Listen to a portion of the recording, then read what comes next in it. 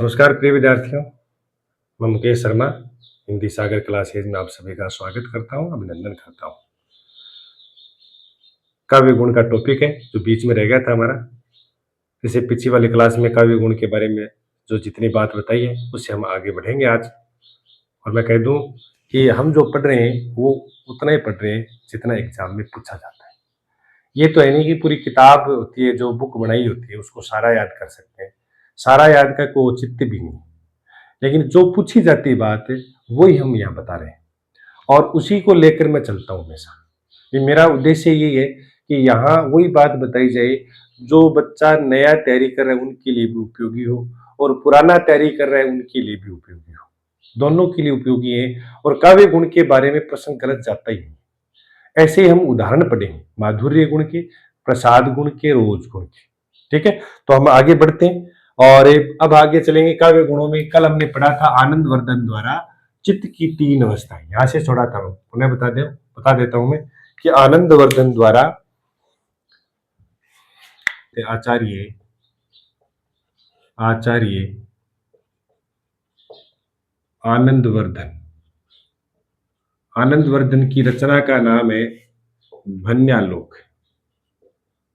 ध्वन्यालोक रचना bracket में लिख देता हूं, ध्वन्यालोक। ठीक है, आनंदवर्धन के अनुसार आनंदवर्धन ने चित्त की तीन अवस्थाओं चित्त की तीन अवस्थाओं चित्त की तीन अवस्थाएं कौन कौन सी है? दीप्ति, द्रुति, दीप्ति, द्रुति, दीप्ति, व्यापकत्व के आधार पर, यहां तक हमने कल पढ़ लिया था। आधार पर तीन काव्य गुण मान्य हैं, तीन काव्य गुण मान्य हैं, तीन काव्य गुण स्वीकार किए या मान्य हैं। यथा कौन कौन से? एक नंबर देखो, माधुर्य। कौन से काव्य गुण मान्य? माधुर्य। दूसरा मानना है ओज, और तीसरा, ऐसे इनका कोई क्रम नहीं कर सकते, पहले प्रसाद भी पढ़ सकते हैं, ओज भी पढ़ सकते हैं। याद क्या रखना है कि तीन काव्य गुण यहां जाके स्वीकार किए किसने? आनंदवर्धन ने। फिर आगे एक बात और आती है, एक आचार्य था मम्मट, आचार्य मम्मट, उनकी रचना थी काव्य प्रकाश। उनमें उन्होंने क्या कहा है? उन्होंने कहा है कि जो भरतमुनि द्वारा प्रतिपादित या भरतमुनि ने जो 10 रस बताए उनका खंडन करके और कहा है कि आनंदवर्धन द्वारा दिए गए तीन जो काव्य गुणों को क्या किया है? स्वीकार किया है या मान्यता दी है। तो देखो इसमें लिखेंगे आचार्य मम्मट ने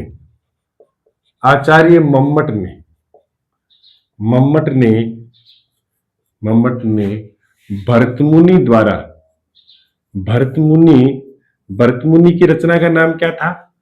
काव्य नाट्य शास्त्र। आचार्य भरतमुनि नाट्य शास्त्र। आप तो भरतमुनि याद रख लें। भरतमुनि द्वारा स्वीकार 10 काव्य गुणों में 10 काव्य गुणों का किन्होंने किया खंडन? मम्मट ने। खंडन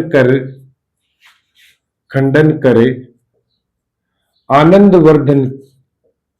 आनंदवर्धन के तीन काव्य गुणों को मान्यता दी। तीन काव्य गुणों को मान्यता दी, ऐसे याद रखना। अब इसका मतलब है कि याद कैसे आएगा परीक्षा में? तो भरतमुनि ने तो कितने माने थे? 10। और आनंदवर्धन ने शुरुआत कर दी किसकी? तीन की, चित्त की तीन वृत्तियों के आधार पर। और फिर मम्मट ने उसका क्या कर दिया? समर्थन। ठीक है, ये बात। और 10 का उन्होंने खंडन कर दिया। 10 काव्य गुणों का खंडन किया कि उन्होंने? मम्मट ने। कैसा नहीं है, इतना आपको याद रखना पड़ेगा। फिर आगे बढ़े तो एक था देव, रीतिकाल का आचार्य कवि देव ने। ऐसे लिखो, कवि देव ने आचार्य आचार्य भरत मुनि, कवि देव ने क्या किया कि जो आचार्य भरत मुनि के 10 काव्य गुण थे, देव वाला याद रखना, क्योंकि देव है सबसे बड़ा देवता। तो आचार्य भरत मुनि द्वारा 10 जो काव्य गुण दिए गए थे, वो 10 काव्य गुण को तो जो के त्यों स्वीकार कर लिए, लेकिन 2 काव्य गुण उसमें और जोड़ दिए। तो कितने हो गए? देव के 12 काव्य गुण हो गए। तो भरत मुनि द्वारा जो 10 काव्य गुण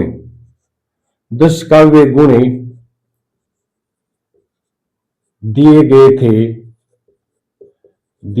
थे, उनको तो ज्यों के त्यों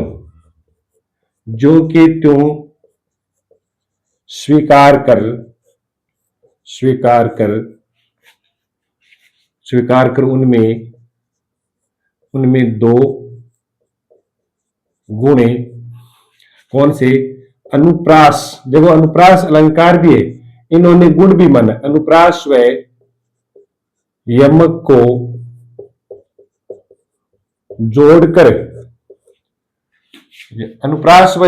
जोड़कर 12 काव्य गुण मान्य हैं।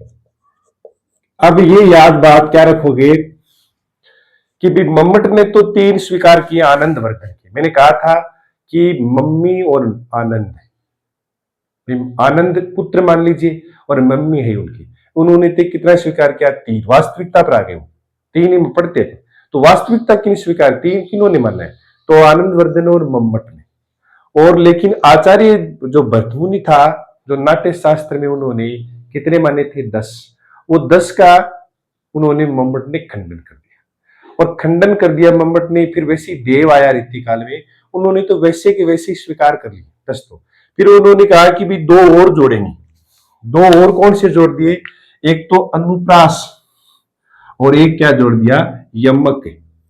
अनुप्रास और यमक 2 काव्य गुण और उसमें जोड़ दिए। तो कितने हो गए? 12। इसमें सीधा याद रखना है कि देव ने कितने माने? तो 12। और देव ने भरत मुनि के 10 वैसे के वैसे ही स्वीकार किए। वो जो ओज, प्रसाद, माधुर्य, श्लेष, समता, समाधि, कांति, उदारता, मधुरता, वो तो सारे के सारे वैसे के वैसे स्वीकार कर लिए। ठीक, अब आगे बढ़े तो और क्या बात आती? एक आचार्य और है, आचार्य विश्वनाथ व जगन्नाथ।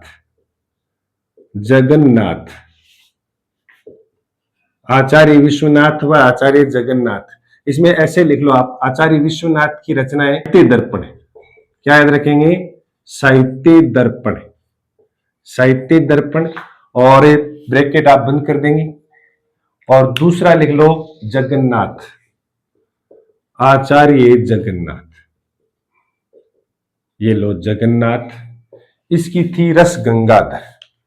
रचना का नाम क्या था? रस गंगाधर। तो आचार्य विश्वनाथ और आचार्य जगन्नाथ ने भी 3 काव्य गुण स्वीकारे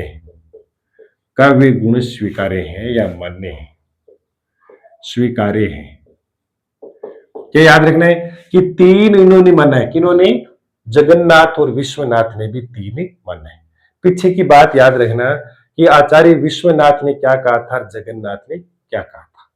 ठीक है, आचार्य विश्वनाथ ने क्या बात रखी थी और जगन्नाथ ने कहा था कि भाई शब्द और रस दोनों में क्या होते हैं? शब्दार्थ और रस दोनों में काव्य गुण होते हैं। और विश्वनाथ ने कहा था कि काव्य गुण, काव्य रीति और अलंकार ये क्या होते हैं? काव्य के प्रमुख हेतु होते हैं, ये कहा था।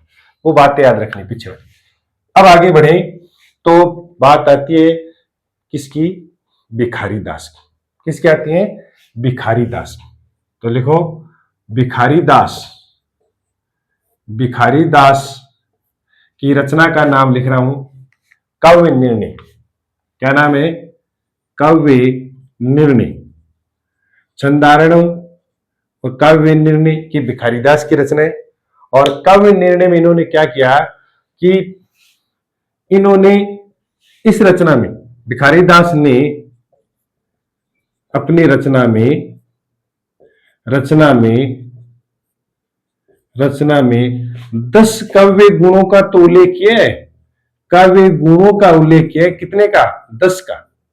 10 काव्य गुणों का उल्लेख तो किया है। 10 काव्य गुणों का उल्लेख किया है।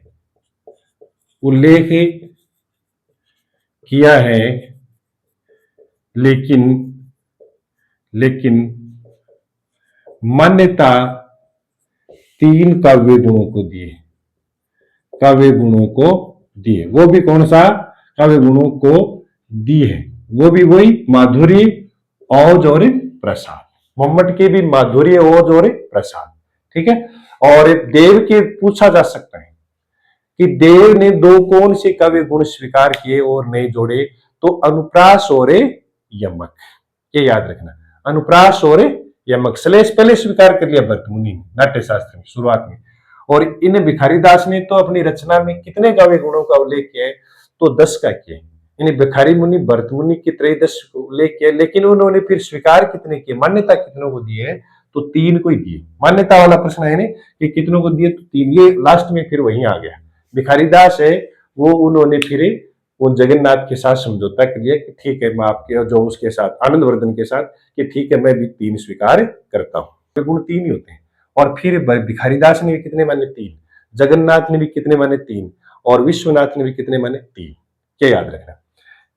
फिर और बात आती है कि अग्नि पुराण में कितने माने गए? अग्नि पुराण में कितने स्वीकार किए?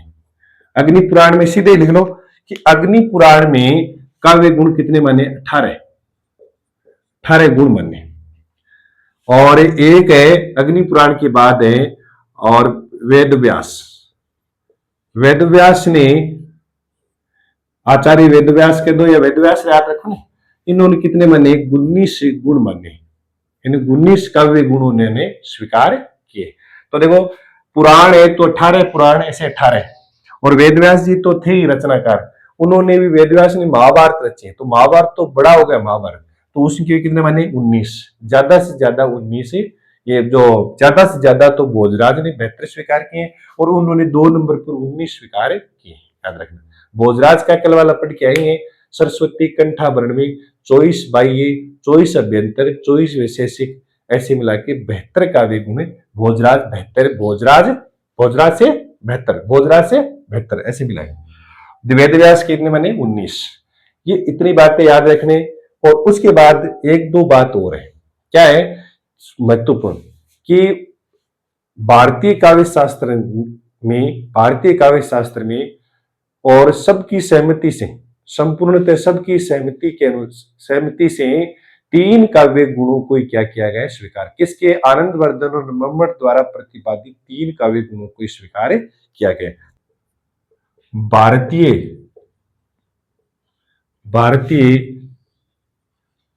काव्य शास्त्र में, सर बड़े लिखो, बड़ा लिखते हो आज। काव्य शास्त्र में, भारतीय काव्य शास्त्र में सर्वसम्मति से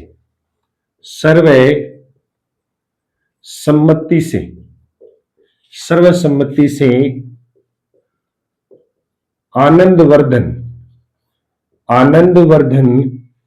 एवं मम्मट। देखो, क्लास ध्यान से लेंगे ना तो एक भी टॉपिक नहीं छूटेगा। एवं मम्मट याद रख लो ना। आचार्य मम्मट क्या? मम्मट याद रखो। मम्मट सर्वसम्मति से आनंदवर्धन एवं मम्मट द्वारा दिए 3 काव्य गुणों को ही स्वीकार किया गया है। ऐसे याद रखें। 3 काव्य गुणों को सर्वसम्मति से स्वीकार किया गया है। यह बात याद रखनी कि भारतीय काव्य शास्त्र में कितने काव्य गुणों को, अब याद रखना कि माधुर्य गुण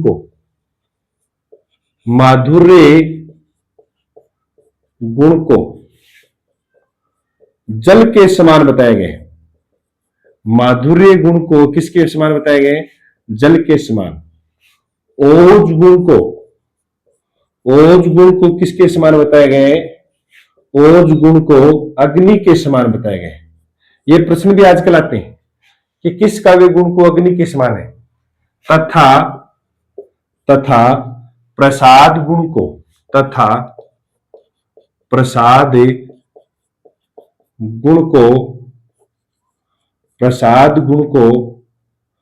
प्रकाश के समान बताया गया। प्रकाश के समान बताया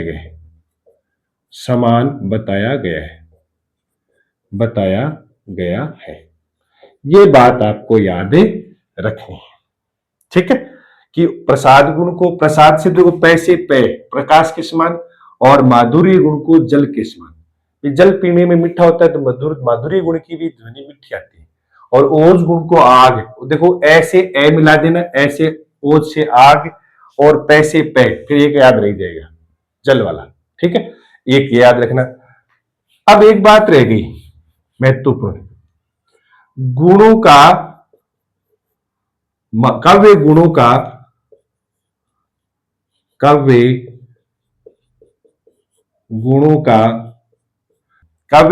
का राजा प्रसाद गुण को कहा गया है। ये बात इंपॉर्टेंट है कि किस गुणों का राजा कहते हैं। तो किसको कहते हैं? प्रसाद गुण को गुणों का राजा कहते हैं, और गुण रीति के आधार होते हैं। एक बात और लिखना, क्या होते हैं? गुण रीतियों के या रीति के आधार होते हैं। मैं तो बड़े बड़े लिख रहा हूं भी मेरे हिसाब से, तो बाकी इस भी समझ में नहीं आए तो आप बता दें, क्योंकि कल किसी बच्चे ने कहा सर थोड़ा बड़ा लिखे। प्रयास मेरा ये कि मैं बड़ा लिख रहा हूं। गुण रीतियों का, या रीतियों कर दो चाहिए, उन रीतियों के आधार होते हैं। यूं कर लेना, उन रीतियों के आधार होते हैं। भाई आपको अगर बड़े लिख रहा हूं आज तो, और नहीं दिखाई दे रहे तो आप कमेंट बॉक्स में लिखा करो। तो अब याद ऐसे करें, मैं पुनः एक बार दोहरा देता हूं कि काव्य गुणों के प्रतिष्ठापक आचार्य कौन है? वो है आचार्य वामन। और वामन का जो परिभाषा है वो कल हमने पढ़ी थी। रखते हैं, काव्य शोभा या कर्तारो धर्म गुण है। काव्य शोभा या कर्तारो धर्म गुण है, यानी शोभा क्या धर्म क्या है? गुण कहलाते हैं। और अलंकार शोभा बढ़ाने वाले धर्म है। ये शोभा कारक धर्म है, वो शोभा बढ़ाने वाले धर्म है।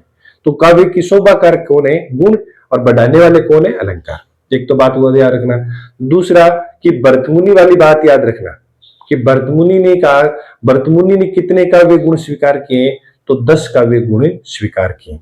और एक बात और याद रखेंगे भोजराज की, उन्होंने कहा कि अलंकार युक्त अगर कोई रचना होती है लेकिन वो गुणहीन होती है तो श्रवणीय नहीं है। भरतमुनि ने कहा कि दोष की विपर्याय का अर्थ क्या है? अभाव। इन दोष का अभाव ही क्या है? काव्य गुण है। ऐसे बातें याद रखेंगे। विपर्याय नाम आ जाए गुणों में तो आचार्य भरतमुनि। अब आचार्य भरतमुनि की रचना नाट्य शास्त्र, और आचार्य वामन की रचना का नाम काव्य अलंकार सूत्रवृत्ति, और आचार्य भामह की रचना का नाम काव्य अलंकार। मम्मट में जो मम्मी मारती तो प्रकाश होता है, तो मम्मट में क्या हो जाए? काव्य प्रकाश। मारती तो प्रकाश होता है, या चाननों हो जाए प्रकाश, तो काव्य प्रकाश। ऐसे रचना याद रखेंगे, ठीक है। और काव्य का फिर दर्श, दंडी हो जाए काव्य दर्श, काव्य से। और एक वो अपने जगन्नाथ के रस गंगाधर हो जाएगा। और फिर वो साहित्य दर्पण, वो किसके? विश्वनाथ की। तो साथ साथ में रचना को भी नाम याद रह जाएगा, और साथ में आप ये बातें भी याद रखना, तो ज्यादा कठिन नहीं है। अब काव्य शास्त्र सर्वसम्मति से कितने काव्य गुण माने? तो 3। सर्वसम्मति किसकी ली गई है? वो आनंदवर्धन और मम्मट की ली गई है। और देव ने कितने माने काव्य गुण? तो 12 माने। कुल कितने माने? 12। गुण कितने माने? 12। तो देव ने 2 गुण कौन से जोड़े हैं? तो याद रखना, एक अनुप्रास और एक यमक जोड़े। ऐसे पढ़ाई होती है। इस प्रकार से अपने पढ़ेंगे तो बोर भी नहीं होंगे, याद बहुत जल्दी होता है। काव्य गुणों को हम तीनों को अब लेंगे और 3 काव्य गुण पढ़ेंगे। जो आगे हम 3 काव्य गुण लेने वाले हैं वो तीनों काव्य गुण हम बारीकी से पढ़ेंगे, प्रश्न गलत नहीं जाएगा। अब उसमें क्या होता है, उदाहरण याद करते हैं अपन, तो 2-3 उदाहरण याद कर लेंगे, लेकिन ऐसे उदाहरण याद नहीं करना है। माधुर्य गुण में जैसे श्रृंगार करुण रस होता है, शांत रस होता है, ठीक है। श्रृंगार करुण रस याद कर लेंगे, शांत रस याद कर लेंगे, तो फिर अपने आप याद हो जाएगा, ठीक है। तो ऐसे अलंकारों को वाले उदाहरण जो रहेंगे वो अलंकार वाले उदाहरण किस में आ जाएंगे, गुणों में आ जाएंगे। तीनों काव्य गुणों को पढ़ेंगे, जरूर ले वो क्लास। तीनों काव्य गुण पढ़ने के बाद हम किस पर जाएंगे, दोष पर जाएंगे, ठीक है। आप इसमें लगे रहें और स्कूल लेक्चरर एग्जाम की जहां से आप तैयारी कर रहे हैं जिस स्थिति में करें, बस केवल आपको एक इसमें छोटे छोटे रूप में मैं बता रहा हूं वो याद कर लें। मैं छोटे रूप में एक माधुर्य गुण बताऊंगा कि माधुर्य गुण में इतना याद रखना है, ठीक है, कि डॉक्टर देवेंद्र शर्मा द्वारा बताए गए लक्षण वो याद रखने कि भी इसमें ये टय किसमें आता है, अल्प समास का प्रयोग होता है, समास का बिल्कुल भी प्रयोग नहीं होता है। ऐसी बातें हम वहां सीखेंगे, ठीक है। आज के लिए इतना ही है। क्लास अच्छी लगे शेयर करना, लाइक किया करो और सब्सक्राइब किया करो ज्यादा से ज्यादा, ताकि औरों तक ये पहुंचे। और आपका फीडबैक है वो मुझे बहुत ताकत दे रहा है। हम लगातार चलते रहेंगे और जल्द ही, मान लो क्योंकि अभी शुरुआत है, फिर हम आपको प्रयास करेंगे कि हम अपन डिजिटल बोर्ड लाकर उसमें पढ़ाई करेंगे। लेकिन एक बार हम धरातल से शुरू करेंगे तो ज्यादा ठीक रहेगा, क्योंकि धरातल से शुरू करें अपने तो सिलेक्शन करवाना है अपने को। तो वही नहीं है कि भाई कोई बहुत ज्यादा दिखावा करना है। दिखावा करने वाला कभी सफल भी नहीं होता है, जो दिखावा करता है वो कभी सफल नहीं होता है। दिखावा नहीं करके केवल हमें ध्यान देना है किस पर, पढ़ाई पर, और पढ़ाई पर ध्यान देंगे तो सिलेक्शन करवा लीजिए। और जो मैं आपको बात बता रहा हूं ये मेरा जीवन का अनुभव बता रहा हूं कि सेकंड ग्रेड हो चाहे फर्स्ट ग्रेड हो, तैयारी करेंगे तो ऐसे तैयारी होगी। छोटे छोटे टॉपिक है, छोटे छोटे लय में पढ़ना पड़ेगा। ऐसे नहीं कि काव्य गुणों को आज पूरा पीपीटी में पढ़ लिया, पीपीटी वाला तो पढ़ा देगा अपने को, लेकिन अपने समझ में नहीं आएगा वो, फिर अपने तो वही रहेगा नोट से पढ़ गए बस वो। लेकिन तरीका ये होता है कि छोटी छोटी क्लास में टुकड़ों में पढ़ेंगे ना। हमेशा पढ़ाई ऐसी होती है कि आप टुकड़ों में रोज पढ़ते जाए, थोड़ा थोड़ा पढ़ें और अपने पर विश्वास रखें। थोड़ा थोड़ा पढ़ते हुए अपने पर विश्वास रखें और आप केवल एकाग्रचित होकर पढ़ें, तो न तो भूलोगे न ही कोई तनाव आएगा थोड़ा थोड़ा पढ़ने से। नहीं तो आप एक साथ पढ़ोगे नहीं, जैसे जैसे परीक्षा नजदीक आती जाएगी आपके तनाव आता जाएगा। इसलिए आप टुकड़ों में पढ़ें और आप जुड़े रहें, कोई दिक्कत नहीं है। कहते हैं कि पढ़ने और पढ़ाने से ज्यादा कई बार क्या करते हैं, कई बार धैर्य काम हो रहा है। यानी धैर्य कौन रखाता है अपना, और धैर्य कैसे रखा जाता है, और धैर्य से लड़ाई लड़ी जाती है। चाहे एग्जाम की लड़ाई है वो धैर्य से आप लड़ पाओगे।